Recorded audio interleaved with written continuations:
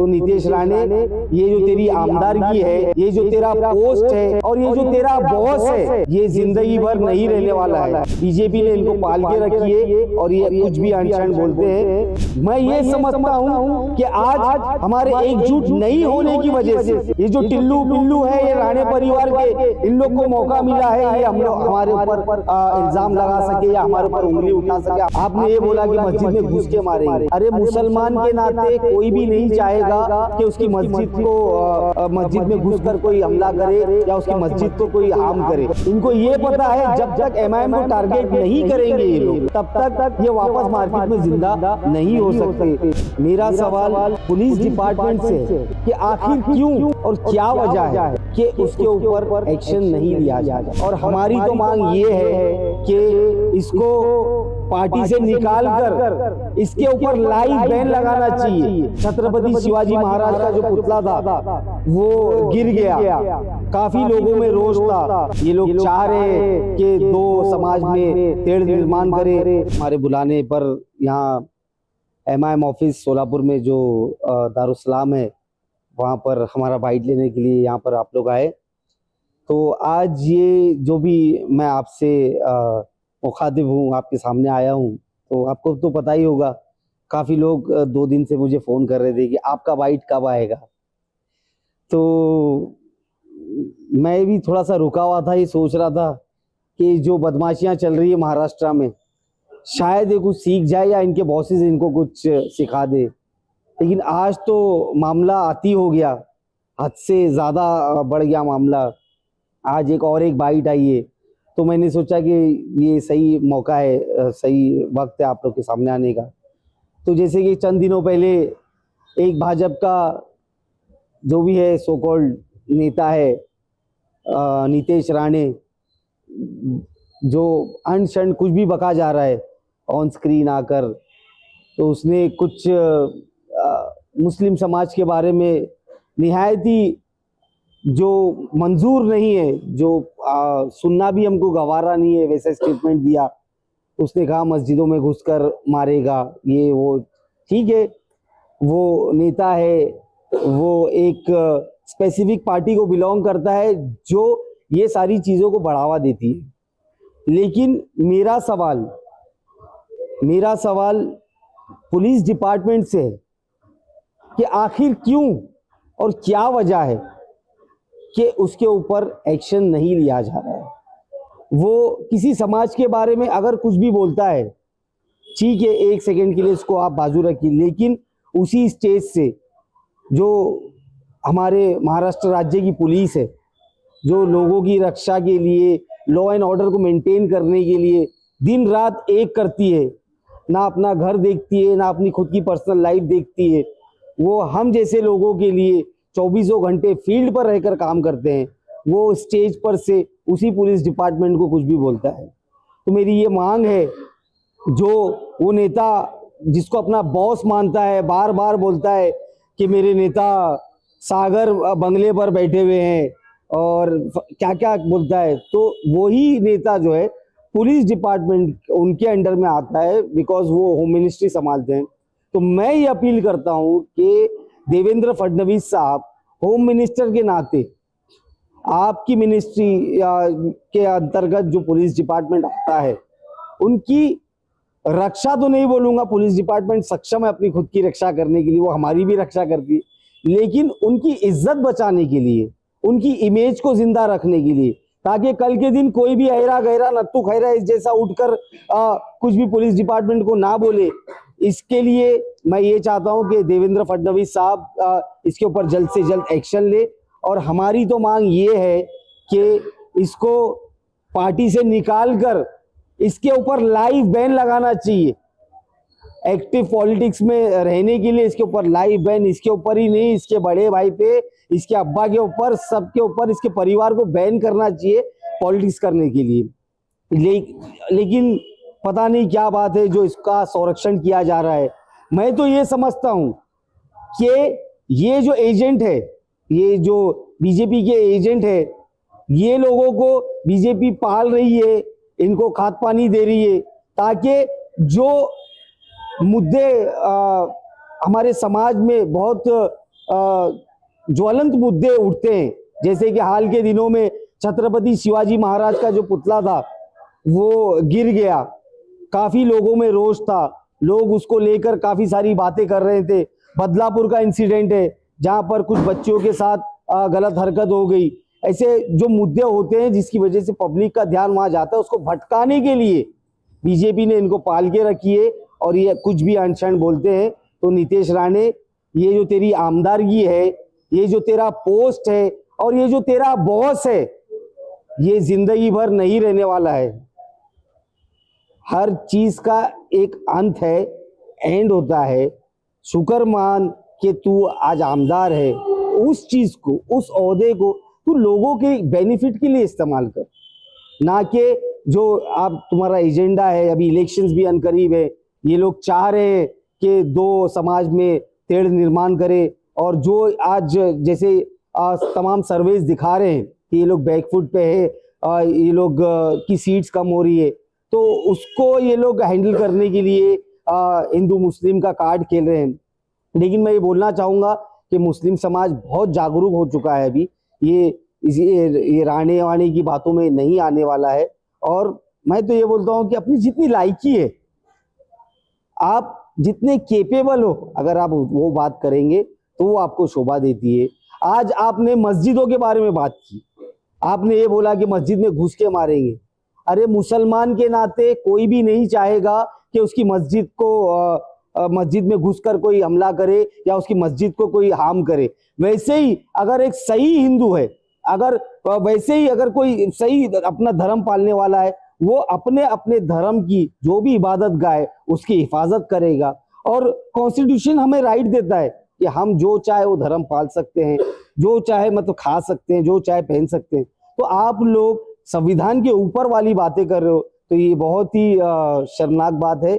अगर आप लोग नहीं रुके तो पता नहीं आप लोग जिम्मेदार है, आप लोग महाराष्ट्र को कहाँ लेकर जाना चाहते, ये आपके ऊपर जिम्मेदारी है। उसी के साथ साथ आज उसका बड़ा भाई भी उड़ गया, नीलेश राणे। ये सब है ना बासी कड़ी है, इनको कोई पूछना नहीं है। बासी कड़ी में उबाल लाने के लिए ये लोग, जिनका भी पॉलिटिकल अंत हो चुका है, जो ये समझते हैं पब्लिक में एक्सेप्टेंस नहीं है उनका, जो ये समझते हैं कि हमारी मार्केट खत्म हो गई है, उनके पास एक ही हथियार है और वो है एमआईएम। इनको ये पता है जब तक एमआईएम को टारगेट नहीं करेंगे ये लोग, तब तक ये वापस मार्केट में जिंदा नहीं हो सकते। तो उसी को ये ध्यान में रखते हुए आज उसका बड़ा भाई इसमें कूद गया है। ये बोलता है कि अगर हम थूकेंगे तो एमआईएम बह जाएंगी। ये अरे एमआईएम वालों को, अरे हम सिर्फ फूकेंगे तो तू उड़ जाएगा भाई, तू ही नहीं उड़ेगा, तेरे साथ वाले भी उड़ जाएंगे। तू अंडर एस्टिमेट मत कर। और ये हम क्या है, ये आने वाले विधानसभा इलेक्शंस में हम लोग बताएंगे। साथ ही साथ आज इसने जो स्टेटमेंट दिया है, मैं मुस्लिम समाज को भी इसका दोषी मानता हूं। मैं ये समझता हूं कि आज हमारे एकजुट नहीं होने की वजह से ये जो टिल्लू पिल्लू है, ये राणे परिवार के, इन लोग को मौका मिला है, ये हम लोग हमारे ऊपर इल्जाम लगा सके या हमारे ऊपर उंगली उठा सके, हमारे को वो डरा सके। अगर हम सब मिलकर एक साथ रहते, अगर हम सब मिलकर एकजुट होकर हम हमारी ताकत बताते, तो ये इनकी क्या औकात है राणे परिवार की, ये जो हमारे बारे में बोलेंगे। तो मैं मुस्लिम समाज से भी अपील करता हूँ, हमारे दलित समाज से भी अपील करता हूँ, पिछड़ों से भी अपील करता हूँ और एवरी कम्युनिटी से अपील करता हूँ कि आप सोचिए समझिए, आप ऐसी पार्टियों के साथ मत दे। आप लोग एमआईएम को मजबूत करिए और ये बताइए कि एमआईएम क्या है। जिन लोगों पे पूरा महाराष्ट्र थूक रहा है, जिस परिवार पे पूरा महाराष्ट्र थूक रहा है, वो थूकने की बात करता है। अरे बाबा, अपना थूक अपने पास रख, हम लोगों को कोई शौक नहीं है तेरे मुंह लगने का। हम लोग एक्टिव पॉलिटिक्स में है। एमआईएम पार्टी इलेक्शन लड़ेगी और जीत के बताएगी इंशाल्लाह। मैं बस आप लोग से यही अपील करता हूं कि हार्मनी, पीस ये सब बनाए रखे, आपसे इख्तिलाफ ना करे। ये लोग की पुरजोर कोशिश चालू है कि अभी आने वाले दिनों में इलेक्शंस होने वाले हैं, तो ये हिंदू मुस्लिम कार्ड खेल रहे हैं। लेकिन मैं मुसलमानों से भी अपील करता हूं, हमारे हिंदू भाइयों से भी अपील करता हूं कि कि संयम बनाए रखे, इनके बहकावे में ना आए, और इनको अगर हमें जवाब देना है तो 2024 का जो विधानसभा इलेक्शन है तो उस हम बैलेट बॉक्स के थ्रू जवाब देंगे। और नीलेश राणे को मेरा ये जवाब है कि अगर तू चाहता है, अगर तेरे थूक में इतना ही दम है कि तू पूरी एमआईएम को बाहर ले जा सकता है, तो तू जहां से इलेक्शन लड़ रहा है, वो मतदार संघ बता दे। वहां से मैं असद साहब से, बैरिस्टर असदुद्दीन ओवैसी से और इम्तियाज जलील साहब से रिक्वेस्ट करूंगा कि वहां से उम्मीदवारी फारूक शाब्दी को दे, और फारूक शाब्दी आगे तेरे सामने इलेक्शन लड़ेगा, और फिर वो वक्त बताएगा कि कौन कैसा बह के जाता है। वोटों का सैलाब लाऊंगा मैं और तेरे को बहा के लेके जाऊंगा, क्योंकि पब्लिक नफरत की राजनीति नहीं पसंद करती है, पब्लिक को चाहिए विकास। हम वो छोड़कर आज नफरत की राजनीति कर रहे हैं, बड़ी अफसोस की बात है। तो बस मैं यही आप लोग को बोलना चाह रहा था, इसके लिए हम सब यहाँ जमा हुए थे। हमारे माजी खासदार इम्तियाज जलील साहब ने महाराष्ट्र गवर्नमेंट को 5 दिन का अल्टीमेटम दिए हैं कि अगर इन लोगों के ऊपर कुछ एक्शन नहीं लिया गया तो वो मुंबई में मंत्रालय के पास कॉन्स्टिट्यूशन की बुक लेकर एक बहुत बड़ा मोर्चा लेकर मुंबई की तरफ निकलेंगे। तो मैं भी यही बोलना चाहता हूँ कि हम लोग इम्तियाज जलील साहब के जो आदेश है उसका इंतजार कर रहे हैं। अगर हमको आदेश आएगा तो यहाँ सोलापुर शहर से भी बड़ी तादाद में यहाँ से लोग जाएंगे और इस मोर्चे का हम लोग साथ देंगे, और हमारी जो बात है वो सरकार तक पहुँचाने की कोशिश करेंगे। देश हो या पूरे राज्य में मुसलमान अल्पसंख्यक समुदाय को लेकर बार बार विरोधी पार्टियां कहीं ना कहीं दबाव बनाते हुए दिखाई दे रही है। एक बात, दूसरी बात ये है कि जिस प्रकार से आसाम के मुख्यमंत्री को वहां पर 28 मुसलमानों को डिटेंशन कैंप में जो है उनको भिजाकर रखा गया है, इसके बारे में एमआईएम का क्या स्टैंड है? और पहली बात, जो देश भर में आज विरोधी पार्टी अल्पसंख्यक समुदाय पर जो दबाव बना है इसके बारे में एमआईएम का क्या? नहीं, मैं समझता हूँ कि ये जो रूलिंग पार्टीज है इनका एजेंडा ही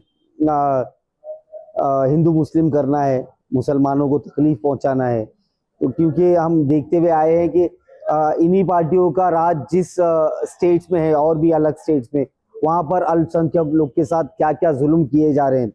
तो ये उसी का सीरीज है कि हमारा महाराष्ट्र में भी अफसोस के साथ ये सरकार है और इन्हीं का वो चल रहा है, राज चल रहा है और जुल्म कर रहे हैं लोगों पर।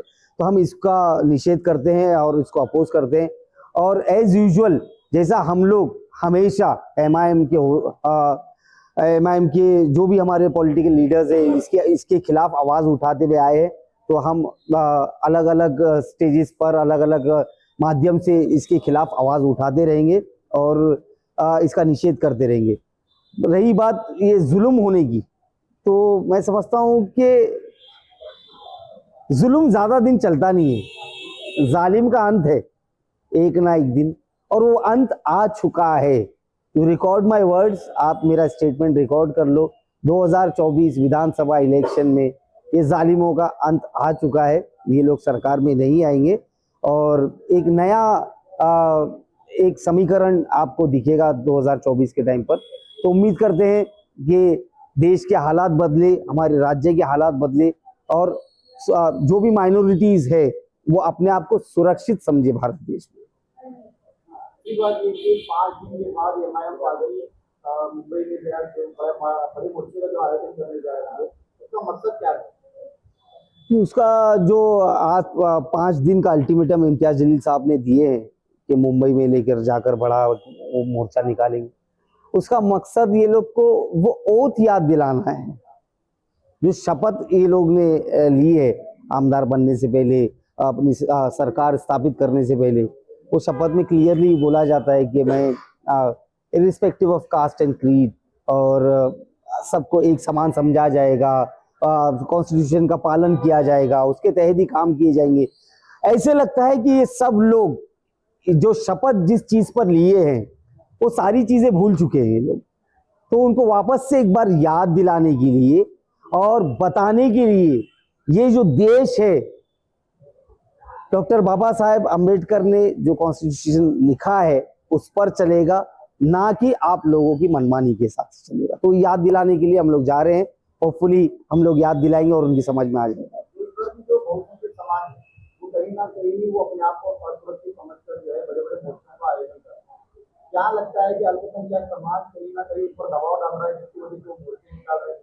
उनके हिंदू जनजागरण मोर्चे हो, ये बहुत सारे मोर्चे आजकल जो निकल रहे हैं, क्या लगता है इन मोर्चों से कहीं ना कहीं बहुसंख्यक समाज को एक तरफ लाने की कोशिश हो रही है? देखिए, अगर जिस देश में बहुसंख्यक समाज भी मोर्चे निकाल रहा है, वो भी अपने आप को सेफ नहीं समझ रहा है, उनकी भी मांगे पूरी नहीं की जा रही है, और अल्पसंख्यक समाज जो है वो तो पीड़ित है ही, उनकी तो अनेक ऐसी कहानियां हैं। तो जिस देश में ना मेजोरिटी खुश है ना माइनॉरिटी खुश है, तो मैं तो ये अपील करता हूँ, ये डिमांड करता हूँ कि जो सरकार है इस देश की, वो खुद से डिसॉल्व हो जाना चाहिए और री इलेक्शन होना चाहिए, ताकि जो समाज के हर तबके को, वेदर इट बी माइनॉरिटी या मेजोरिटी, कोई भी समाज का हो, कोई भी कास्ट का हो, उन सबको खुश रखे। सरकार का काम है देश की उन्नति, देश का विकास, ना कि हम, ये सरकार क्या काम कर रही है, सरकार रंगों में बांटने का काम कर रही है। लेकिन हम सबको, अगर मुस्लिम समाज है वो हरे रंग में है, अगर नॉन मुस्लिम समाज है वो भगवे रंग में है, लेकिन हमें ऐसी सरकार चाहिए जो तमाम समाज के, तमाम कम्युनिटी के लोगों को भगवा हरा उसके नीचे लाकर, एक तिरंगा जिससे बनता है वो तिरंगे के नीचे लाकर हमको खड़ा करे। हम लोग वैसे एक गवर्नेंस चाहते हैं और वैसी हमारी डिमांड। ठीक है सर, राजगिरी महाराज को लेकर पूरे महाराष्ट्र में जो विवाद खड़ा हुआ है, इसके पर मुख्यमंत्री का बयान आता है कि महाराष्ट्र संतों का देश है, संतों के आशीर्वाद से उनकी सरकार चल रही है और संतों के बाल को कोई वो छूने नहीं देंगे, उसको आप किस तरह से देखते हैं? बिल्कुल सही बात है आपकी कि महाराष्ट्र जो है वो संतों का देश है, संतों का स्टेट है, और हम भी संतों की बहुत इज्जत करते हैं। संतों ने बहुत कुछ हम लोगों को सिखाया है, हम लोगों को बलिदान किया दिए उन्होंने समाज के लिए। लेकिन रामगिरी महाराज संत है, ये सर्टिफिकेट देने वाला ये अपने महाराष्ट्र स्टेट के सीएम कौन होते हैं? मैं तो ये बोलता हूँ कि वो पाखंडी भी हो सकते हैं। जो देखिए, संत वो होता है जो सबको साथ लेकर चले, ना कि आपके स्टेटमेंट से किसी एक तबके को खुश करना है या किसी को एक तबके को नाराज करना। वो संत मुल्ला मौलवी क्रिश्चियन का पादरी फादर नहीं हो सकता। तो आप पहले ये देखिए कि आप किसकी पाठाकन कर रहे, किसके पीछे आप खड़े। आपके सर्टिफिकेट से ना वो संत हो जाएंगे, ना आपके बोलने से या किसी के बोलने से लोग उनको मानना चालू करेंगे। ठीक है, मैं तो ये डिमांड करता हूं कि ऐसा कोई एक स्पेशल एक वो होना चाहिए, एक सिस्टम बनना चाहिए जहां पर सर्टिफिकेशन होना चाहिए। जैसे डिग्री से पहले आप अगर एलएलबी करते हो, ग्रेजुएशन करते हो, जो भी करते हो, तो आपको डिग्री दी जाती है। वो डिग्री से पहले एक टेस्ट लिया जाता है, वो अगर टेस्ट में आप पास होते हो तो देन आपको वो डिग्री दी जाती है। तो ये संत हो या जो भी हो, जो समाज अपने आपको समाज के जो भी बड़े लोग बताते हैं, तो उनका भी टेस्ट होना चाहिए आफ्टर वो कंप्लीशन ऑफ दैट कोर्स या उनकी पढ़ाई या जो भी उनके लिए तय किया जाएगा, तो उसके बाद उनको वो मान्यता दी जानी चाहिए। तब मैं समझता हूं कि जो पाखंडी लोग हैं, जिनको असल में कुछ नहीं आता, सिर्फ चोला धारण करने से कोई भी आदमी संत साधु महाराज मुल्ला मौलवी नहीं बन सकता है। तो ये सब जो लोग हैं सिर्फ वो चोला धारण किए हैं। आज जो रामगिरी महाराज के स्टेटमेंट है, कुछ सालों पहले आपके पार्टी के एक नेता ने जो है खुले तौर पर बहुसंख्यक समाज की बहुत सारी देवी देवताओं का अपमान किया, कोर्ट ने उन्हें बदली की। क्या कहीं ना कहीं उसके लिए रिएक्शन आपको देखने को मिल रहा है? नहीं, देखिए, वो मैटर पहले का वो काफी पुराना है और वो मैटर कोर्ट में काफी दिनों तक चला और कोर्ट ने उसमें बरी भी किया है, तो वो उसको इससे कोरिलेट करके कोई मतलब नहीं है। मैं तो ये बोलता हूँ कि ये जो अपने आप को संत बोलते हैं, ये महाराज को भी कोर्ट तक लेके जाना चाहिए, इनको भी सजा मिलना चाहिए। और मैं फखर के साथ ये बोल सकता हूँ कि एमआईएम पार्टी सोलापुर की एक ऐसी पार्टी है जिसके अब जो हमारे प्रवक्ता है नदीम रोनगांवकर, उन्होंने डायरेक्ट सुप्रीम कोर्ट के जज चंद्रचूड़ साहब, जस्टिस चंद्रचूड़ साहब को एक सो मोटो कॉग्निजेंस का एक यहाँ से नोटिस भेजा है। वो हम लोग ये चाहते हैं, देखिए, हम लोग ये चाहते हैं कि ऑफिशियली कानूनन रूप से जो उनके ऊपर कार्रवाई हो सके वो होना चाहिए। तो उसके लिए इन्होंने यहाँ से सुप्रीम कोर्ट में वो लेटर भेजा है और हम चाहते हैं कि सरकार डायरेक्शंस तय करे, ये सुप्रीम कोर्ट डायरेक्शंस दे सरकार को और सरकार एक्शन मोड में आए और जो भी कल्प्रिट है जिसकी वजह से, और मुसलमान कुछ भी बर्दाश्त कर सकता है। गुस्ताखे रसूल की शान में गुस्ताखी बर्दाश्त नहीं कर सकता है। तो प्लीज आप लोग ये सब चीप राजनीति, ये रामगिरी महाराज के इशू के बाद ही ये नीतीश राणे, नीलेश राणे सब निकले। तो आप जो मेन कॉज है, जो जहाँ से वो निकलता है, उसी को आप दबाने की कोशिश करिए ताकि ऐसे लोग को मौका ना मिले और निकल कर हिंदू मुस्लिम करने का।